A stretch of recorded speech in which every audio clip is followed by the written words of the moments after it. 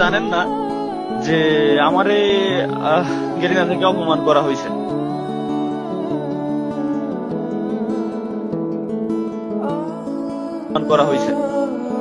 এটা আচ্ছা, এটা বলিস না। আমি তো না ফোন না দিছিলাম যখন, তখন ওটা আমি না, লাইভে ছিলাম ওটা না। না, আমি না, না, আমি লাইভ স্ট্রিম ওটা অন না, করেছি, সেই সময় তুই ফোন দিছিস। না না ওইটা না, বলিস না আমাকে লাইভে। অপমানটা করা হয়েছে কিভাবে? কারণ আমাকে ইভেন্টে ইনভাইট করা হয়, কোন ঠিক ইভেন্টে? আছে? ওই আমাদের খুলনায় ওই যে একটা ইভেন্ট হচ্ছিল, এই যে বুয়া বুয়া মিট নামের কোন ইভেন্ট, মেবি ওই যে আপনার, যাই হোক, ওই যে টুর্নামেন্ট খেলতে গেছিল না আরেকরা টিম সহ, হ্যাঁ, এই যে এটা টুর্নামেন্ট টুর্নামেন্ট ছিল ওইগুলো লাইভ, ওই যে সরি সরি মনে পড়ছে, ওয়াচ পার্টিতে আমাকে ইনভাইট করা হয়। আগের দিন পর্যন্ত সব ইনভাইট করা হয়, আমাকে বলে যে ভাই আপনি আপনার টিম নিয়ে আসতে পারবেন। 9 জন আমার যে টিমে আছে, ওই 9 জনটা নিয়ে আমি এক জায়গায় গ্যাদার করছি, ঢাকায় আমার বাড়ি, যে কালকে সকালে ঘুম থেকে উঠেই আমরা চলে যাবো ডিরেক্ট খুলনা থেকে আমার বাড়ি ঘুরে এসে দেন পরের দিন আবার আমরা ঢাকা ব্যাক করবো।